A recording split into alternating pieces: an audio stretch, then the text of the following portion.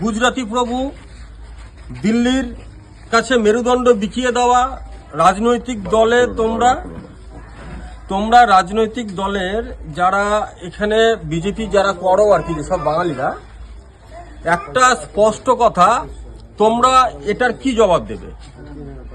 এই যে ভদ্রলোক বসে আছেন, বাবা চোখের জলে কাঁদছেন, ছেলে বাংলাদেশে কোথায় আছে জানে না। কোন বর্ডার দিয়ে পুশিং করেছে আজকে ওনার ছেলেকে যদি পাঠিয়ে দেয়, কালকে আমাকে পাঠাতে পারে, আমার বাড়ির ছেলেকে, আমার মেয়েকেও বাংলাদেশে পাঠিয়ে দিতে পারে। শ্রমিক ভরচাজ, তুমি বিয়ে করনি, তোমার বিষয়টা আলাদা। শুভেন্দু অধিকারী বিয়ে করনি, বিষয়টা আলাদা। সুকান্ত মজুমদার থেকে যেসব বঙ্গজ বিজেপি নেতা যারা রয়েছে, তোমাদের ছেলে মেয়েদের সাথে যদি ওনার মতন ঘটনাটা ঘটবে না, বা যদি ঘটেও, কি যুক্তি দেবে তখন তুমি তোমার গুজরাটি প্রভুদেরকে কি বলবে? স্বরাষ্ট্র মন্ত্রকের দায়িত্বে বিএসএফ, অমিত শাহ, তাকে জবাব দিতে হবে। পশ্চিমবঙ্গে আসবে তো, ভোটের প্রচারে আসবে তো, ঘিরে ধরুন, সমস্ত বাঙালিরা ঘিরে ধরুন।